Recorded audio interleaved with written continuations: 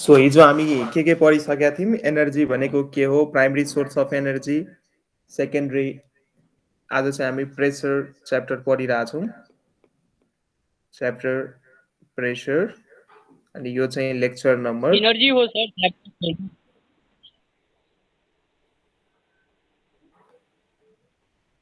Chapter sir अनि आज हामी एनर्जीको लेक्चर नम्बर 2 हेरिरहेछौँ यो च्याप्टर चाहिँ एनर्जी भयो अघि मिस्टेक भएर रहेछ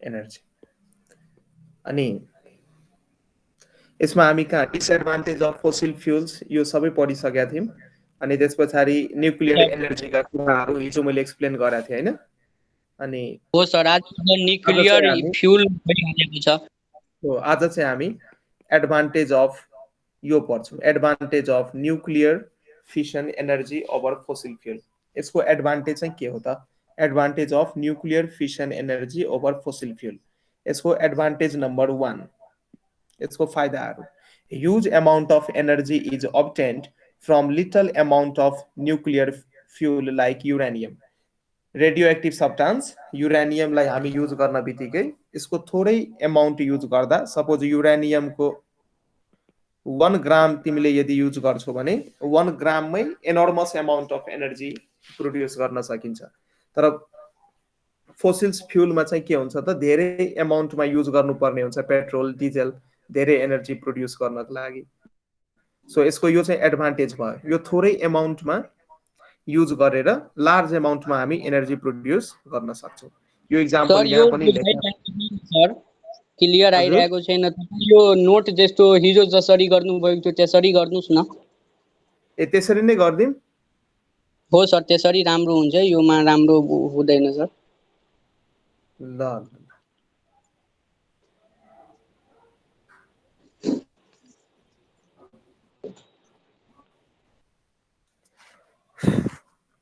यस्तै राम्रो हुन्छ है हो सर यस्तोमा राम्रो क्लियर हेरेर आउँछ ल एनर्जी च्याप्टर हामी एनर्जी पढ्दैछौँ अनि यो चाहिँ लेक्चर नम्बर 2 भयो अनि आज चाहिँ हामी advantage of nuclear fission energy यसको advantage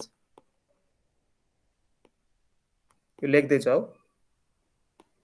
advantage of nuclear fission energy over fossil fuels fossil fuels को सट्टा न्युक्लियर फिसन एनर्जी को यसको ठाउँमा के एडभान्टेज छ एडभान्टेज नम्बर 1 थोरै एमाउन्ट हामी युज गरेर रेडियो एक्टिभ सब्स्टान्स जस्तै युरेनियम भयो थोरै एमाउन्ट युज गरेर हामी लार्ज एमाउन्ट अफ एनर्जी बनाउन सक्छौँ सो यो एउटा एडभान्टेज भयो huge HUGE huge amount of energy is obtained from little amount of nuclear fuel थोरै एमाउन्टमा युज गरे तापनि बढी एमाउन्टमा एनर्जी हामी प्रोड्युस गर्न सक्छौँ like nuclear fuel like uranium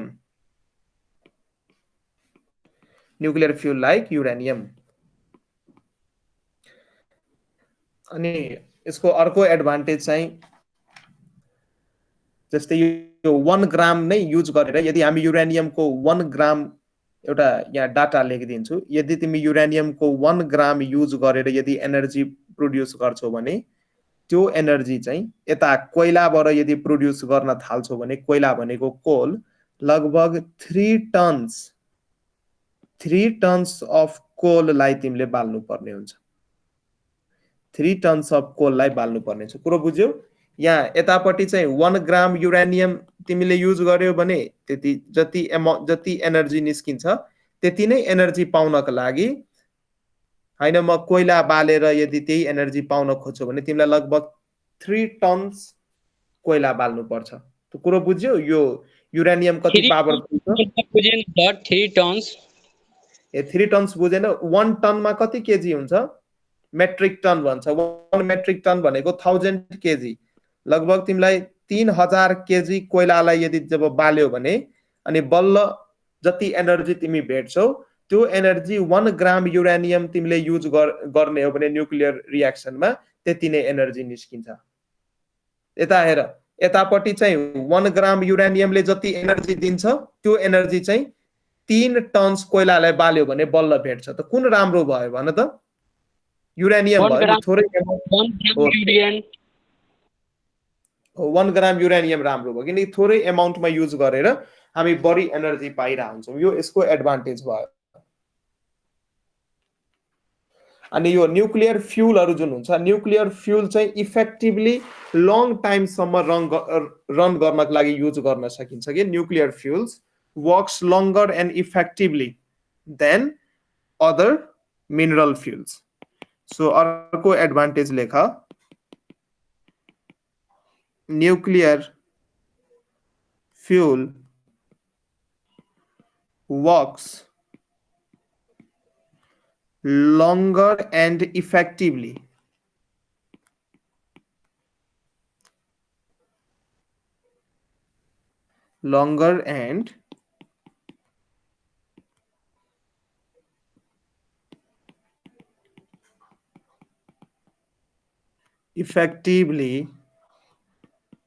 than the other fuel अरु फ्युल्स को कम्पेरिजनमा जस्तै डिजल केरोसिन पेट्रोलहरु युज गर्यो त्यसको कम्पेरिजनमा चाहिँ यो चाहिँ लङ्गर टाइमसम्म बढी टाइमसम्म युज हुन्छ र इफेक्टिभली पनि काम गर्छ र अब यसको डिसएडभान्टेज अब यो न्युक्लियर फ्युलको डिसएडभान्टेज यसको डिसएडभान्टेज पनि छ एडभान्टेज छ भने डिसएडभान्टेज पनि छ सो यसको डिसएडभान्टेज चाहिँ के हो भने डिसएडभान्टेज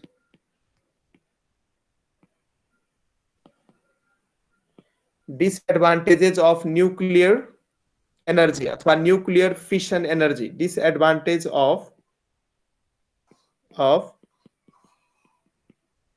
nuclear fission energy यसको डिसएडभान्टेज के हो अब हेर न्युक्लियर फ्युल्सहरुलाई यदि युज गर्ने हो भने न्युक्लियर फ्युल्सले एकदमै सिरियस पोल्युसन काज गर्छ एकदमै हार्मफुल र पोइजनस ग्यासेसहरु निस्किन्छ जसलाई चाहिँ इजिली हामी डिस्पोज पनि गर्न सक्दैनौं सो यसको एकदमै हार्मफुल इफेक्ट हुन्छ इन्भाइरोमेन्टमा यसको इफेक्ट एकदमै हार्मफुल हुन्छ सो एउटा लेख इट हैज प्रोड्युसेस बुझ्यो नि कुरो यो यसलाई यदि यो एकदमै सिरियस खालको वेस्ट प्रोड्युस गर्छ कि एकदमै सिरियस खालको पोल्युटेन्ट्स प्रोड्युस गर्छ पोल्युटेन्ट्स भनेको जसले पोल्युसन सर त्यसरी जेनेरेटरको हो जेनेरेटरको धुवा जेनेरेटरबाट जुन धुवा निस्किन्छ नि त्यो धुवा भन्दा पनि डेन्जरस हुन्छ यसले काज गर्ने पोल्युटेन्ट्स अब न्युक्लियर रियाक्सन्स भइसकेपछि अनि यसमा चाहिँ एकदमै यो क्यापिटल इन्भेस्ट गर्नुपर्ने हुन्छ हाई अमाउन्ट अफ बजेट अथवा हाई अमाउन्ट अफ मनी यसमा इन्भेस्ट गर्नुपर्ने हुन्छ त्यसैले अन्डर डेभलप्ड कन्ट्री अथवा डेभलपिङ कन्ट्रीहरु यो एफोर्ड पनि गर्न सक्दैन सो डिसएडभान्टेज लेखिहाल the nuclear fuels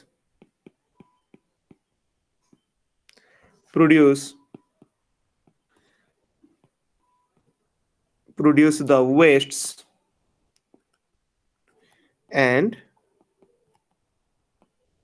serious pollutants भनेको जसले पोल्युसन क्रिएट गर्छ जसले पोल्युसन काज गर्छ जस्तै अब मैले एटमोस्फियरमा एकदमै स्मोकहरु मिक्स गरिदिए भने स्मोकको कारणले अथवा त्यो स्मोक भेहिकलबाट आएको हुन सक्छ त्यो स्मोकको कारणले एटमोस्फियर के भयो पोल्युसन भयो एटमोस्फियरमा प्रदूषण भयो भने सो स्मोकलाई हामी पोल्युटेन्ट भन्छौं जसले चाहिँ पोल्युसन क्रिएट गर्छ जसले पोल्युसन काज गर्छ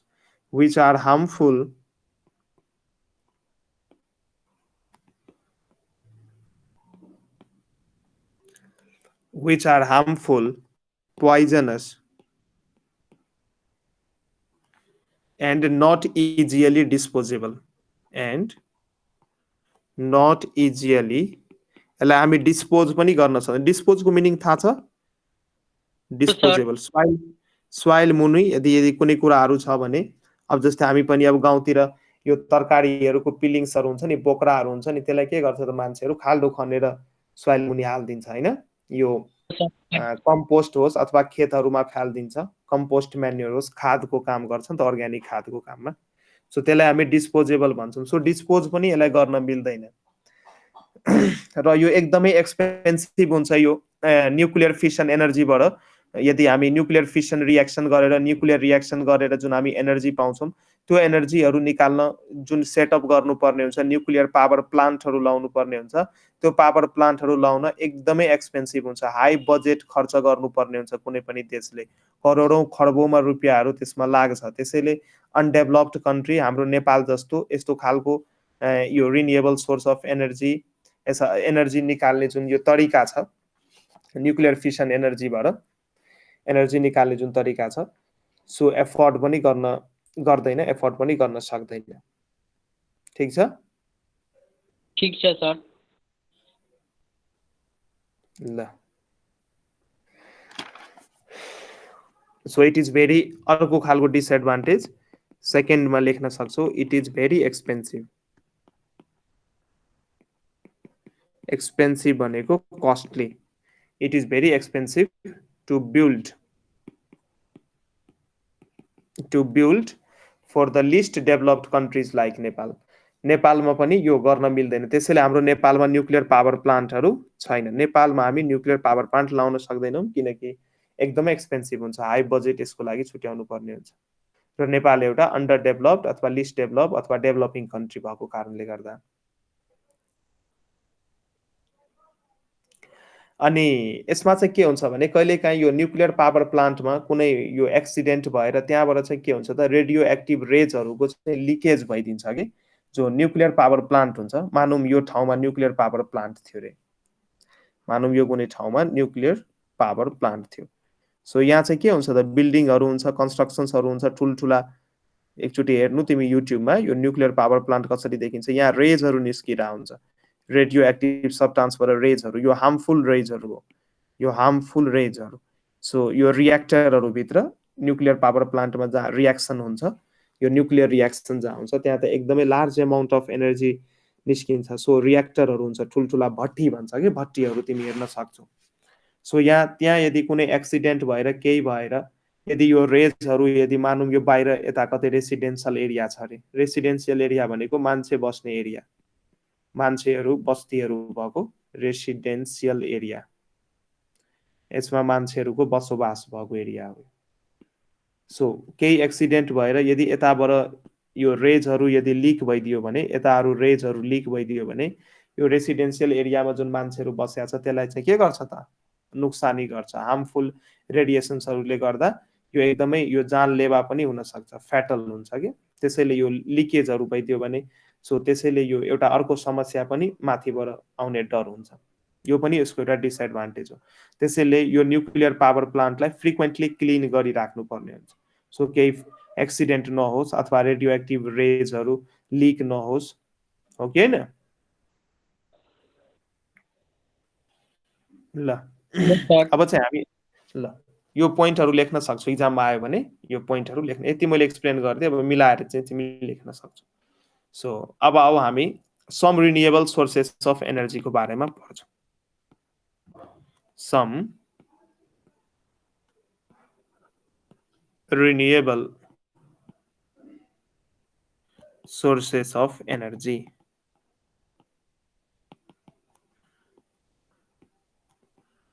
Some renewable sources of energy. First मा पढौँ हामी हाइड्रो पावर। फर्स्ट मा पढौँ hydro power.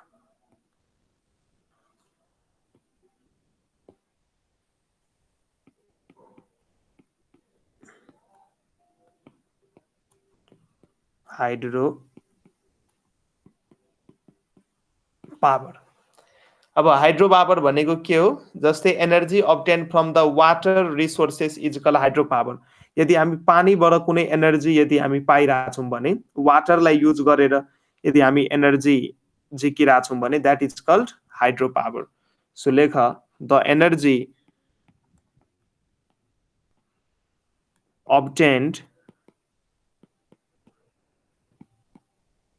from water resources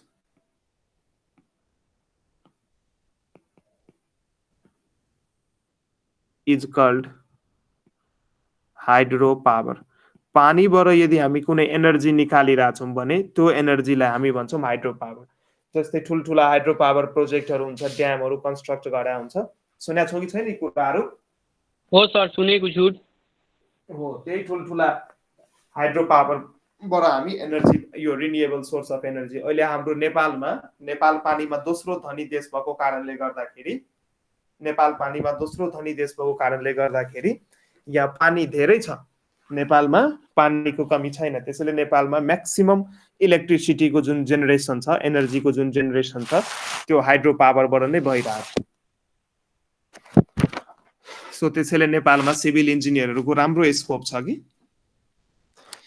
ठीक हो छ। सर। अनि यो हाइड्रो पावर त्यसरी भयो। सिभिल इन्जिनियर नि सर? हजुर हजुर, म पनि सिभिल इन्जिनियरिङ नै गर्दैछु। ल, अब यो पानीबाट जुन एनर्जी निस्किन्छ त्यसलाई हामी हाइड्रो पावर भन्छौँ। एनर्जी रिलिज्ड अथवा एनर्जी अब्टेन्ड फ्रम वाटर। र एउटा हुन्छ हाइड्रो इलेक्ट्रिसिटी। अब यो पानीलाई के गर्छौँ, यो पानीको मद्दतले के गर्छौँ, ठुल्ठुला रिजर्भायरहरू बनाएको हुन्छ। यो कुराहरू भन्छु म। मानौँ यो पानी मैले यहाँ स्टोर गरेँ, यहाँ लार्ज यो रिजर्भायर हो, र यहाँबाट के हुन्छ, एउटा पेन स्टोक पाइप हुन्छ कि, यो पेन स्टोक पाइप र यहाँ ठुलो टर्बाइन्सको ब्लेडहरू हुन्छ तल। यो पानीलाई जब हामी यहाँबाट हाई प्रेसरमा जब पानी यहाँबाट रिलिज हुन्छ, हाई प्रेसरमा जब पानी रिलिज हुन्छ, सो यो ब्लेड या टर्बाइनको ब्लेड हुन्छ ठुल्ठुलो। सो यो टर्बाइनको ब्लेड रोटेट भइसकेपछि त्यहाँ साफ्ट हुन्छ, अनि त्यहाँबाट चाहिँ Faraday law of electromagnetic induction भएर विद्युतको जेनेरेसन हुन्छ। सो यो आइसकेपछि म सर्टमा भन्छु।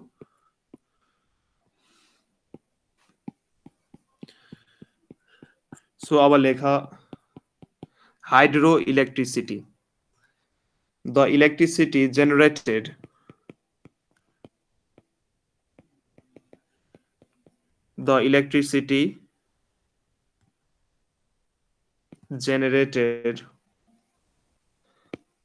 by rotating turbine। टर्बाइन भनेको एउटा ठुलो मेसिन्स हुन्छ, यसको ब्लेडहरू त अघि मैले भने नि, यसको माथि पानी खस्दाखेरि यो ब्लेडहरू रोटेट गर्छ। ब्लेड रोटेट भइसकेपछि त्यहाँ साफ्ट कनेक्टेड हुन्छ। त्यो साफ्टले चाहिँ के हुन्छ त, एउटा यो म्याग्नेटिक फिल्डमा दुईटा म्याग्नेट जेनेरेटर्सहरू युज हुन्छ। यसले कन्स्ट्रक्सनतिर जानु पर्दैन। सो टर्बाइन रोटेट गरेर हामी के गर्छौँ त,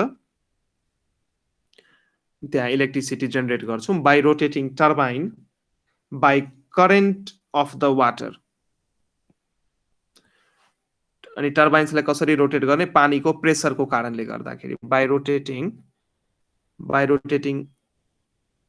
टर्बाइन्स बाई करेन्ट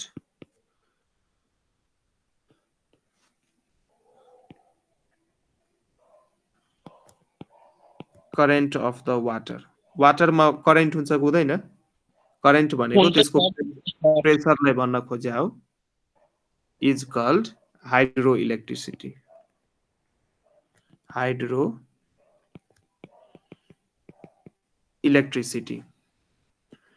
सो टर्बाइनको ब्लेडलाई रोटेट गरेर वाटरको प्रेसरको मद्दत युज, वाटरको प्रेसरको प्रपर्टीलाई यदि युज गरेर, वाटरसँग जुन प्रेसर हुन्छ, वाटर प्रेसर अथवा करेन्ट अफ वाटर, त्यो युज गरेर टर्बाइनको ब्लेडलाई रोटेट गरेर यदि हामी इलेक्ट्रिसिटी जेनेरेट गरिरहेछौँ भने त्यसलाई हामी हाइड्रो इलेक्ट्रिसिटी भन्छौँ।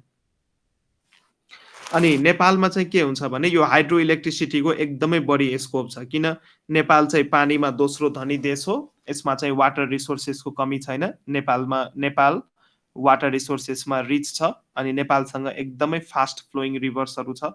फास्ट फ्लोइङ जसमा चाहिँ वाटरको करेन्ट पनि यो विद्युत निकाल्नको लागि सुटेबल छ। फास्ट फ्लोइङ रिभर्स स्ट्रिम्स, अनि जसमा पानीको स्पिड पनि राम्रै छ, जसको काइनेटिक एनर्जी बढी छ, हो कि होइन? अनि नेपालमा यो हाइड्रो पावर कन्स्ट्रक्ट गर्ने त्यो लोकेसन्सहरू पनि छ, र जियोग्राफिकली नेपाल एउटा माउन्टेनियस कन्ट्री भएको कारणले गर्दाखेरि हामी हाइड्रो पावर प्रोजेक्टहरू थुप्रै यहाँ कन्स्ट्रक्ट पनि भएको छ र भइ पनि रहेछ। सो हामी कन्स्ट्रक्ट गर्न सक्छौँ। अनि नेपालसँग टोटल पोटेन्सियल कति छ इलेक्ट्रिसिटी जेनेरेट गर्ने थाहा छ तिमीलाई? छैन नेपालसँग 83,000 मेगावाट 8300 मेगावाट नेपालसँग यति इलेक्ट्रिसिटी जेनेरेट गर्ने क्षमता छ हैन यति, तर नेपालले चाहिँ जेनेरेट गरेका छैन, यसको आधी पनि गर्न पाएको छैन। नेपालले यति यो एकदमै यो धेरै ठुलो एमाउन्ट अफ इलेक्ट्रिसिटी हो 83,000 मेगावाट, यति चाहिँ नेपालले जेनेरेट गर्न सक्छ यदि आफ्नो टोटल रिसोर्सेसहरूलाई वाइजली रूपमा युज गर्यो भने, तर नेपालले गर्न सकेका छैन, यसको आधी पनि जेनेरेट गर्न सकेका छैन। ओके न, नेपालले जति गर्नु पर्ने थियो त्यति गर्न सकेका छैन, त्यति गर्न सकेका छैन। किन सर गरिब छ देश किन सर? यो यसको कारण पनि हो, स्किल्ड मेन पावर छैन अथवा इन्भेस्टमेन्ट छैन। पुअर कन्ट्री भएको कारणले गर्दाखेरि र इन्भेस्टमेन्ट पनि छैन र पोलिटिकल इनस्टेबिलिटी हो यसको मेन कारण। पोलिटिकल स्टेबिलिटी छैन नेपालमा। यसको रिजन्सहरू लेखिहाल, किन नेपालले हाइड्रो इलेक्ट्रिसिटी जेनेरेट गर्न सकेन, यसको रिजनहरू लेखिहाल। रिजन्स किन सकेन त? क्षमता छ 83,000 मेगावाटको, आधी पनि जेनेरेट गर्न सकेका छैन, अरू देशबाट किन्नु परेको छ, किन? यसको रिजन लेख ए नम्बरमा। फर्स्ट रिजन लेख ल्याक अफ टेक्नोलोजी र स्किल्ड मेन पावर। दक्ष जनशक्ति पनि छैन र टेक्नोलोजी पनि छैन। Due to lack of technology, टेक्नोलोजीको कमी, स्किल्ड मेन पावर, दक्ष जनशक्ति पनि छैन। काममा इन्जिनियरहरू यदि बोलाउनु पर्यो भने नेपालको इन्जिनियरले यदि काम गर्न सकेन भने अरू देशबाट ल्याउनु पर्ने हुन्छ हाई कस्ट तिरेर, यो पनि एउटा कारण हो। अर्को कारण ल्याक अफ मनी, पैसा पनि छैन, बजेट पनि छैन। हाइड्रो पावरमा धेरै बजेट लाग्छ। Due to lack of money और पुअर इकोनोमिक कन्डिसन।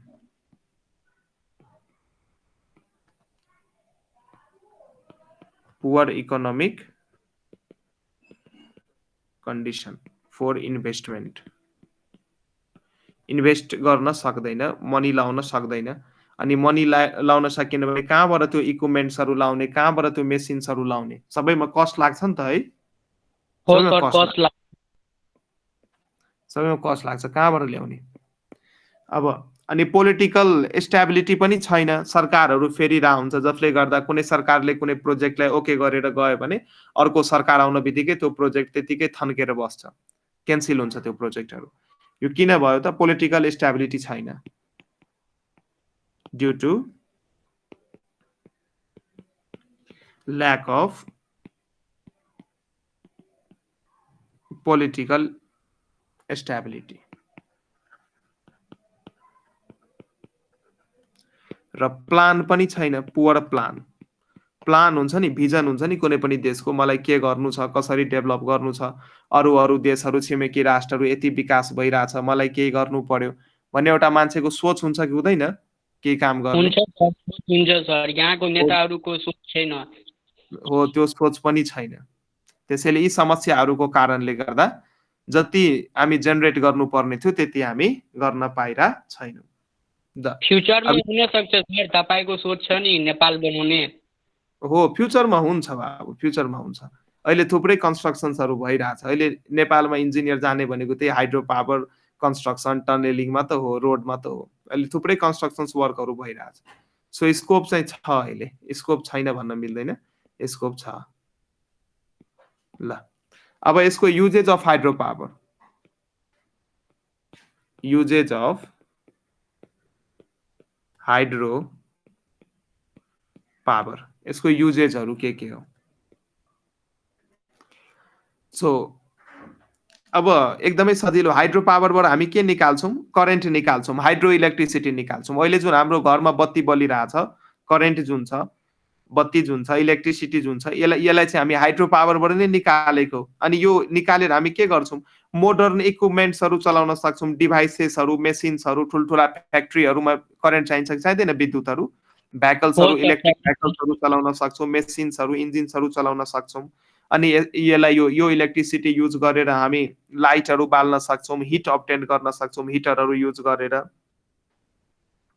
हो कि होइन। अनि हाइड्रो पावरबाट जुन वाटर निस्किन्छ त्यसलाई हामी यो इरिगेसनको पर्पोजमा पनि युज गर्न सक्छौँ, अथवा रिक्रिएसनल एक्टिभिटी जस्तै बोटिङ, ऱ्याफ्टिङ, यिनीहरूको लागि नि युज गर्न सक्छौँ। यो लेखाइदिनु पर्छ, बुझ्यो कि लेखिदिनु पर्छ एक दुई लाइन? एक दुई लाइन लेखिदिनु पर्छ, एक दुई लाइन। ल, यसको फर्स्ट युजेज चाहिँ के हो त, to generate hydro electricity. Hydro electricity, पानीबाट जुन इलेक्ट्रिसिटी निस्किन्छ त्यसलाई हामी हाइड्रो इलेक्ट्रिसिटी भन्छौँ। टु रन अनि यो जेनरेट गरेर के गर्ने त, टु रन मोडर्न इक्विपमेन्ट्स, मेसिन्सहरू भन्न खोजे हो, मोडर्न इक्विपमेन्ट्स,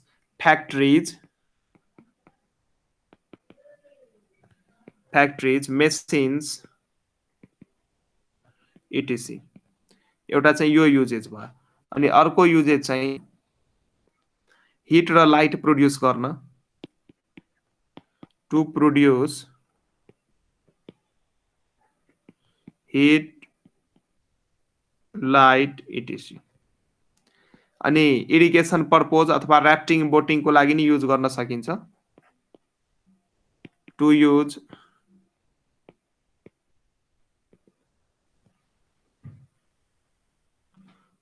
वाटर। इरिगेसन भनेको सिंचाई। तिम्रो गाउँतिर त्यो इरिगेसनको त्यो नहरहरू छ कि छैन, सिंचाईको नहरहरू? छ सर। सो त्यो पानीहरू हाइड्रो पावरबाट नि हामी ल्याएर युज गर्न सक्छौँ त्यहाँ। सो हाइड्रो पावरको नजिकमा यदि कुनै ठाउँमा रेसिडेन्सियल एरिया छ भने पानीहरू इरिगेसनको पर्पोजको लागि त्यहाँबाट ल्याएर हामी युज गर्न मिल्छ। So to use water for irrigation purpose, अनि वाटर मिलहरू, वाटरको करेन्टले यो फ्यान रोटेट गर्छन्, त्यहाँबाट नि वाटर मिल्सहरू त्यहाँ चल्छ। यो पनि वाटरले चल्ने एउटा यो मेसिन्स हो। ऱ्याफ्टिङ, बोटिङको लागि, फर ऱ्याफ्टिङ, पानीमा फास्ट फ्लोइङ रिभरमा ऱ्याफ्टिङ गरिन्छ, अथवा बोटिङहरू गर्नु पर्यो कसैलाई, टुरिस्टहरू एरियाहरूको लागि डेभलपमेन्ट हामी गर्न सक्छौँ। सो टुरिस्टहरू प्रायः यो हाइड्रो पावर एरियातिर यसो घुम्न गइरह हुन्छ, रिक्रिएसन हुन्छ ठाउँ, बुझ्यो? हो सर। ल,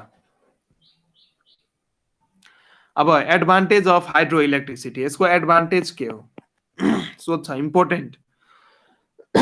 किन हामी युज गर्छौँ भनेर सोध्छ। अरू पनि एनर्जी प्रोड्युस गर्ने अरू पनि मेथडहरू छन्, अरू पनि उपायहरू छन्। हाइड्रो इलेक्ट्रिसिटीबाट नै किन हामी प्रिफरेन्स दिन्छौँ, यसको एडभान्टेज के हो भनेर सोध्छ question. Advantages of hydro electricity, यसको advantage,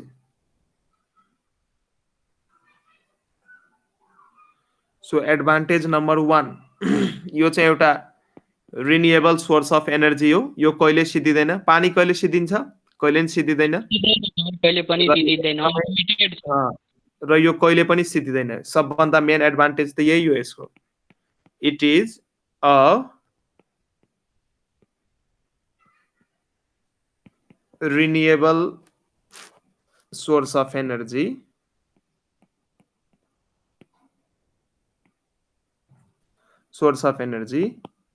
so it will never get exhausted. Exhausted को मिनिङ हुन्छ सिधिनु।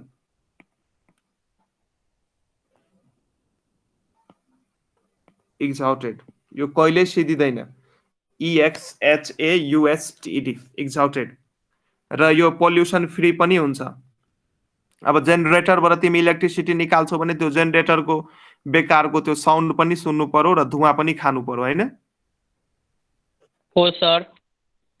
तर यसमा चाहिँ पोल्युसन्सहरू क्रिएट हुँदैन। So it is pollution free, pollution हुँदैन यसमा, पोल्युसनबाट फ्री हुन्छ। So it is pollution free source of energy. It is pollution free source of energy. It does not produce any environmental pollution. It does not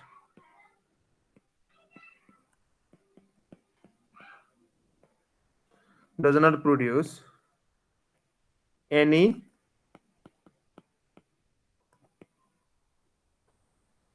environmental pollution. कुनै पनि environmental pollution यो cause गर्दैन। र यसमा चाहिँ के हुन्छ भने यसको इनिशियल कस्ट चाहिँ यो हाइड्रो पावर बनाउन अथवा यो प्लान्ट लाउन इनिशियल कस्ट एकदमै बढी हुन्छ। तर लङ रनमा लङ बेसिसमा अब एकचोटि हाइड्रो पावर बनाइसकेपछि लगभग मिनिमम 100 वर्षसम्म त्यो काम गर्छ अथवा लङ रनमा अथवा कति त्यसको डिजाइन पिरियड अनुसार बनाइएको छ। त्यो यो होइन कि यो वर्ष बनाए 2 वर्षपछि त्यो भत्काउनु पर्ने, त्यस्तो हुँदैन। एकचोटि बनाइसकेपछि मिनिमम 50 वर्ष 60-70 वर्ष त ढुक्कै हुनुपर्छ त्यो हाइड्रो पावर बनाएपछि, बुझ्यो नि। त्यसैले लङ रन अथवा लङ टर्मको बेसिसमा यो चिफर भइदिन्छ कि सुरुमा बनाउने बेला अलिक हाई कस्ट लाग्छ र तर लङ रनमा चाहिँ यो चिफर भइदिन्छ। यो होइन कि अब सधैँ अब यो वर्ष बनायो अब प्रत्येक वर्ष त्यसमा इन्भेस्ट गर्नुपर्छ भन्ने हुँदैन, एकचोटि बनाइसकेपछि सिद्धियो। सो यो नि यसको सबभन्दा ठुलो एडभान्टेज हो।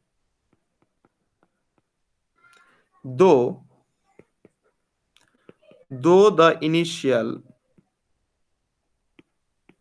setup cost is high, initial setup cost high भए तापनि दोको त्यो अनुसार मिनिङ हुन्छ। यो इङ्ग्लिसहरू ठिक छ कि छैन? इङ्ग्लिसहरू ठिक छ सर। इनिशियल को तपाईँ राम्रोसित लेखिदिनु। दो the initial setup cost is high, सुरुमा यो हाइड्रो पावर यो सेटअप गर्न बनाउन बढी रकम अथवा बढी पैसा लागे पनि इट इज चिफर, चिफर भनेको सस्तो, cheaper on long term, long term बेसिसमा चाहिँ के हुन्छ त सस्तो पर्न गइदिन्छ। बुझ्यो यो पोइन्ट? लङ टर्म बेसिस सुरुमा यो बनाउन अलिक बढी पैसा अथवा इनिशियल इन्भेस्टमेन्ट अलिक बढी लागे तापनि लागे नि पछिसम्म लङ टर्म बेसिसमा चाहिँ के हुन्छ त सस्तै पर्न जान्छ। अब हेर, र हाइड्रो इलेक्ट्रिसिटीबाट जुन हामी विद्युत निकाल्छौँ यसलाई मल्टी पर्पोज एनर्जी सोर्स भन्छौँ। यसलाई मल्टी पर्पोज एनर्जी, यो भेहिकल कुदाउन नि काम लाग्छ, फ्याक्ट्री चलाउन, इन्डस्ट्री चलाउन नि काम लाग्छ, कम्प्युटर चलाउन नि काम लाग्छ, तिमीलाई मोबाइल चार्ज गर्न नि काम लाग्छ, हो कि होइन? सो यो मल्टी पर्पोज एनर्जी हो। सो यो एकचोटि निकालिसकेपछि जहाँ जहाँ काम लाग्छ थुप्रै ठाउँमा हामी युज गर्न सक्छौँ।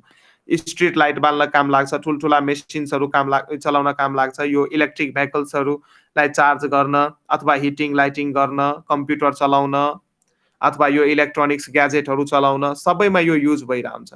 त्यसैले hydro electricity is the multi purpose energy. Hydro electricity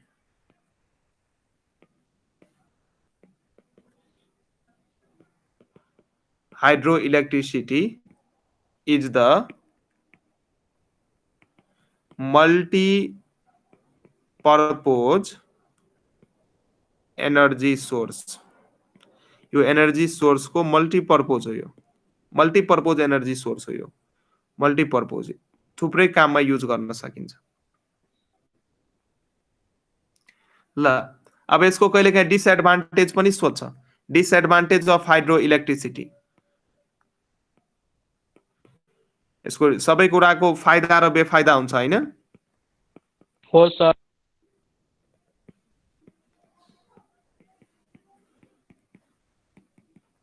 Disadvantage of hydroelectricity,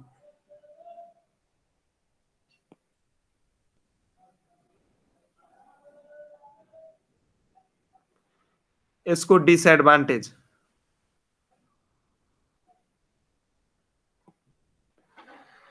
disadvantage पहिलो, यो सुरुमा बनाउन एकदमै बढी कस्ट लाग्छ, सुरुमा एकदमै एक्सपेन्सिभ हुन्छ, धेरै पैसा तिर्नुपर्ने हुन्छ अथवा गभर्मेन्टले धेरै पैसा इन्भेस्ट गर्नुपर्ने हुन्छ। यही यसको सबभन्दा नराम्रो पक्ष हो, डिसएडभान्टेज हो। So it is expensive, expensive भनेको महँगो, costly. It is expensive to set up the hydropower project, hydropower project setup गर्न अथवा फ्याक्ट्री भन्छु, यो प्रोजेक्टहरू बनाउन, यो ड्यामहरू बनाउन धेरै त्यहाँ कम्पोनेन्टहरू, टनेलहरू गर्नुपर्ने हुन्छ, सुरङ्गहरू खन्नुपर्ने हुन्छ। यो सबै कामको लागि इनिसियल कस्ट चाहिँ एकदमै बढी हुन्छ। र हाइड्रो इलेक्ट्रिसिटी हामी स्टोर गरेर राख्न सक्दैनौँ। जुन इलेक्ट्रिसिटी हामीले त्यहाँ प्रोड्युस गर्छौँ, अब यो होइन कि त्यसलाई स्टोर गरेर राख्ने, अब रातभरि राख्ने, भोलि पठाउने भन्ने हुँदैन। इन्स्ट्यान्टली पठाउनु पर्ने हुन्छ, स्टोर गरेर राख्न सकिँदैन। तर जसरी हामी ब्याट्रीमा एनर्जी स्टोर गरेर राख्छौँ, त्यसरी चाहिँ हामी यसमा राख्न सक्दैनौँ। प्रोड्युस गर्न बित्तिकै पठाउनु पर्ने हुन्छ। सर डाइरेक्ट पठाउनै पर्छ कि स्टोर हुँदैन यो ब्याट्रीहरूमा? होइन, स्टोर गर्न मिल्दैन। त्यहाँ प्रोड्युस भयो, त्यहाँ बन्यो, बन्ने बित्तिकै यहाँ पठाउनु पर्छ वायरको माध्यमले। ठुल्ठुलो यो टावरहरू हेर्या होला नि, हाई एक्सटेन्सन वायरहरू हेर्या होला नि, हो सर। हो, त्यसको माध्यमले पठाइन्छ। त्यसपछि चाहिँ यो इलेक्ट्रिकल इन्जिनियरको काम लाग्छ कि कसरी हाइड्रो पावरमा बनाएको यो इलेक्ट्रिसिटी घर घर कसरी पहुँचाउने मान्छेको हो कि होइन। सो त्यसपछि चाहिँ काम लाग्छ।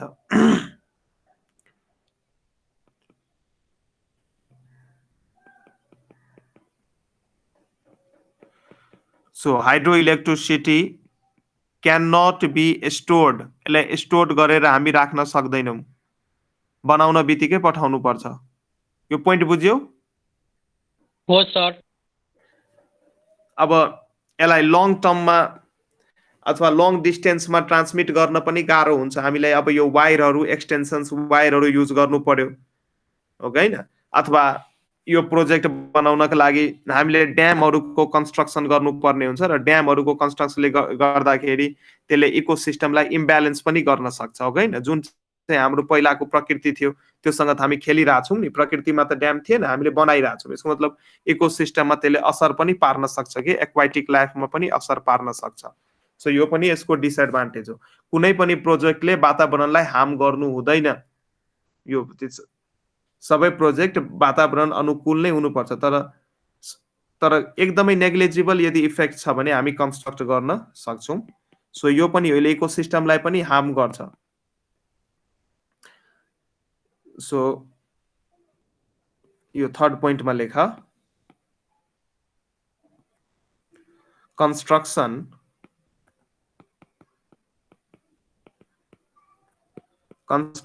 Of dams. ड्याम्सलाई नेपालीमा तटबन्ध, बाँध भन्छ। बाँध, ठुल्ठुलो बाँधहरू यो हाइड्रो पावरमा युज हुने, मे डिस्टर्ब द लोकल इकोसिस्टम। त्यहाँको जुन इकोसिस्टम छ, जुन एक्वाटिक लाइफ छ अथवा जुन अर्ग्यानिजम्स, एनिमल्सहरू छ, त्यसको इकोसिस्टमलाई यसले असर गर्न सक्छ। र यसको अर्को कुरो, यदि जुन तिमीले ड्याम बनायो, ड्याममा त थुप्रै पानीलाई होल्ड गरेर राखिन्छ है। सपोज यो ड्याम हो भने यहाँ थुप्रै पानी छ, यहाँ लार्ज एमाउन्ट अफ वाटरलाई होल्ड गरेर हामी राखेका छौँ, होइन? हो सर। यहाँ हेर, यो सबै जुन मैले येलोले बनाइरहेको छु, यो लार्ज एमाउन्ट अफ वाटर हो, सिम्पल डायग्राम। र मानौँ यो तिम्रो ड्याम हो, यो ड्यामले यसलाई रोकेर राखेको छ यो पानीलाई। यदि केही भएर यो ड्याम यहाँबाट भत्कियो भने के हुन्छ? यतापट्टि जति पनि रेसिडेन्सियल एरिया छ यो सबै बगाएर लान्छ कि लाँदैन? लिएर जान्छ सर बगाएर। हो, त्यसैले यदि यो ड्याम्सहरू जुन बनाइएको हुन्छ यो यदि ब्रोक भयो, ड्यामेज भयो भने यसले ठुलो क्यालामिटिज ल्याउन सक्छ, नेचुरल डिजास्टर ल्याउन सक्छ, लाइफ र प्रोपर्टीको लस हुन सक्छ। सो यो यसको ठुलो डिसएडभान्टेज हो। सो एकचोटि ब्रेक पनि भएको छ, तिमी हिस्ट्रीहरू यसो नेटमा सर्च गर्न सक्छौ, ड्यामहरू ब्रेक भएको हिस्ट्रीहरू आज सर्च गर्नु, एकदमै इन्ट्रेस्टिङ छ। सो यो पनि लेख। So dams, if damaged if damaged अथवा ब्रोकन केही भयो भने, इफ ड्यामेज्ड मे काउज क्यालामिटिज, विध्वंस, नेचुरल डिजास्टर, प्राकृतिक आपदा हो कि होइन, क्यालामिटिज। र जसले चाहिँ के गर्छ त मान्छे र प्रोपर्टीहरूको ठुलो हानि पुर्याउँछ मान्छे र प्रोपर्टीहरूलाई। Natural क्यालामिटिज and may cause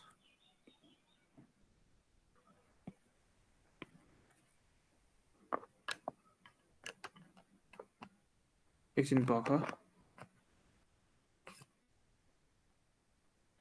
and may cause huge loss of life and property, huge loss of मान्छेको ज्यान पनि जान्छ र प्रोपर्टीहरूको पनि लस हुन्छ। पानीहरू आएको बेला, फ्लडहरू आएको बेला मान्छेहरूको घर बगाएर जान्छ, अनि गाई भैँसीहरूलाई बगाएर जान्छ हो कि होइन? हो सर। तराईमा बस्ने मान्छे तिमीलाई सब थाहा हुन्छ यस्तो कुराहरू। सो एकदमै अब यो ड्यामै यदि ब्रेक, यो ठुल्ठुला यदि बाँधहरू यदि ब्रेक भइदियो भने अथवा केही ड्यामेज भइदियो भने त्यसको छेउमा जुन रेसिडेन्सियल एरिया छ त्यसमा चाहिँ ठुलो हानि चाहिँ पुर्याउँछ। ल ठिकै छ, आज चाहिँ यति गर्छु है म। ल सर, आज चाहिँ यति गर्छु म, पिडिएफ पठाइदिन्छु, त्यो पढ्नु। यो थ्योरिटिकल च्याप्टर हो, यसमा यही कुराहरू छ। यसो अलिकति बुझ्यो भने इक्जाममा यसो सर र एकचोटि हेरेर गयो भने लेख्न सकिन्छ, त्यस्तो गाह्रो छैन। छ त गाह्रो त्यस्तो? सम्झिन गाह्रो छैन। Thank you sir, by. By by. Sir एउटा क्वेसन थियो